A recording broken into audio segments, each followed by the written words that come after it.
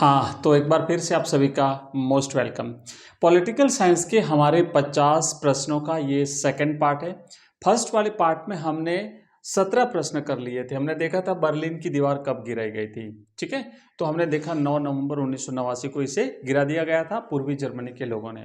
तो अब हम इससे आगे नेक्स्ट प्रश्न से शुरुआत कर रहे हैं और कंटिन्यू करेंगे 50 पूरे क्वेश्चंस जो कि आपके बोर्ड एग्जाम के लिए, हाफ ईयरली के लिए और सभी टेस्टों के लिए और बहुत ही इंपॉर्टेंट है। चलिए नेक्स्ट हमारा प्रश्न नंबर 18। तो आप देखेंगे कि हमारा जो प्रश्न 18 है ये कहा है कि नाटो का पूरा नाम क्या है। आपको याद होगा नाटो की स्थापना अमेरिका ने की थी, एक सैन्य संगठन बनाया था सोवियत संघ के खिलाफ। तो NATO नाटो की फुल फॉर्म होती है N for north, A for Atlantic, T for treaty, O for organisation. इसे कहते हैं उत्तर अटलांटिक संधि संगठन और इंग्लिश में आप लिखेंगे नॉर्थ अटलांटिक ट्रीटी ऑर्गेनाइजेशन। इसे 1949 में अमेरिका ने बनाया था। नेक्स्ट प्रश्न हमारा 19वां प्रश्न है कि अगला क्वेश्चन हम देखेंगे। 19वां प्रश्न है, हाँ, क्योटो प्रोटोकॉल, एक बार फिर से वापस, हाँ, क्योटो प्रोटोकॉल का संबंध किससे है? चलिए रहा नेक्स्ट, क्योटो प्रोटोकॉल का संबंध किससे है? तो आपको ध्यान देना है कि क्योटो प्रोटोकॉल जो है ये एक इंटरनेशनल एग्रीमेंट है, एक अंतरराष्ट्रीय समझौता है जो खतरनाक ग्रीन हाउस गैसों के उत्सर्जन को कम करने के लिए बनाया गया है। विश्व के विभिन्न देशों के द्वारा जो ग्रीन हाउस गैसों का उत्सर्जन होता है जिससे ओजोन परत को नुकसान पहुंचता है और पृथ्वी का जो तापमान बढ़ रहा है, तो उसे रोकने के लिए एक इंटरनेशनल एग्रीमेंट, एक अंतरराष्ट्रीय, आप इसे लिखना चाहे तो लिख सकते हैं अंतरराष्ट्रीय, है ना, अंतरराष्ट्रीय समझौता हुआ था। तो ये एक अंतरराष्ट्रीय क्या था भाई? ये एक अंतरराष्ट्रीय समझौता है, एक इंटरनेशनल एग्रीमेंट है। क्या करने के लिए? ग्रीन हाउस गैसों को रोकने के लिए, खतरनाक ग्रीन हाउस गैसों को कंट्रोल करने के लिए। नेक्स्ट 20वां क्वेश्चन, 20वां प्रश्न है कि विश्व व्यापार संगठन यानी WTO ने किसकी जगह ली है? पहली बात तो आपको याद रखना है, विश्व व्यापार संगठन WTO का पूरा नाम है World Trade Organisation. World Trade Organisation WTO विश्व व्यापार संगठन ने किसकी जगह ली है? मतलब इससे पहले कौन सा संगठन था? तो इससे पहले एक गेट था बच्चों, याद रखना है, विश्व व्यापार संगठन जिसे WTO कहते हैं, इससे पहले General Agreement on Trade and Tariff, GATT, GATT था। तो गेट की जगह पर जो है अब क्या आया है? WTO आया है। अब कई बार यहां से भी प्रश्न बनता है कि गेट का पूरा नाम क्या है या गेट क्या था, इसे बताइए। तो गेट का मतलब जी का मतलब होता है जनरल, ए का मतलब होता है यहाँ पे एग्रीमेंट, टी का मतलब होता है ट्रेड और टी का मतलब होता है tariff. General Agreement on Trade and tariff, जिसे अब वर्तमान में हम इसे WTO कहते हैं।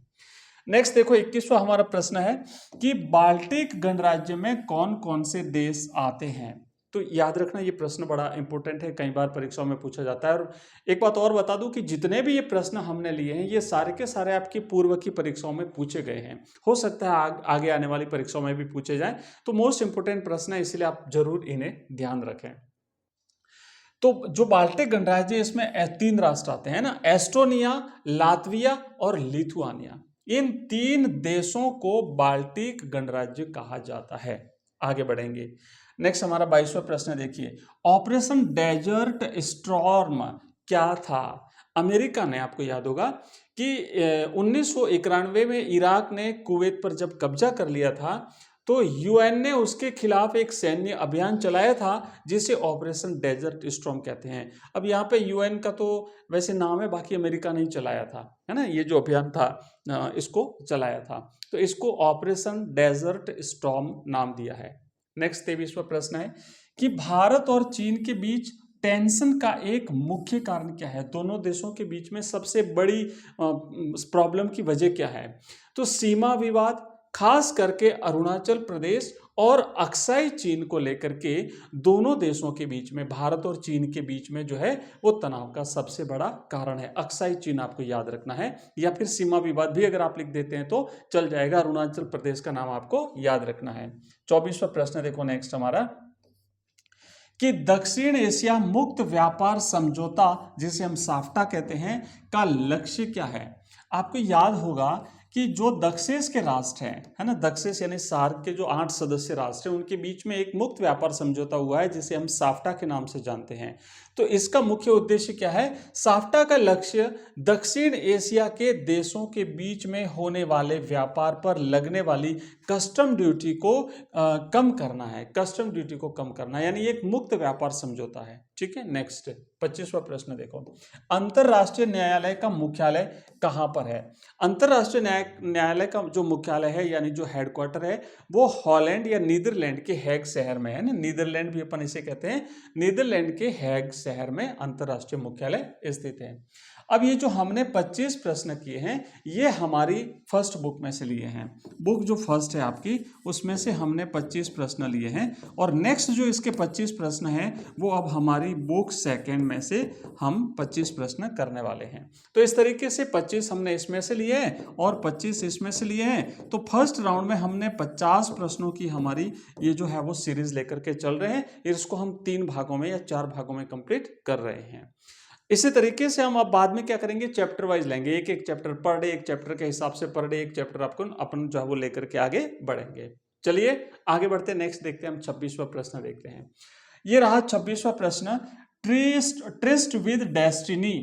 ट्रिस्ट विद डेस्टिनी जो है भाषण किसने और कब दिया था? आपको याद होगा कि जिस दिन हमारा देश आज़ाद हुआ था, 14 और 15 अगस्त की मध्य रात्रि को नेहरू जी ने देश को संबोधित करते हुए ये भाषण दिया था, उसे ट्रिस्ट विद डेस्टिनी कहते हैं। यह यादगार भाषण भारत के पहले प्रधानमंत्री पंडित जवाहरलाल नेहरू ने 14-15 अगस्त 1947 की आधी रात को संविधान सभा में दिया था।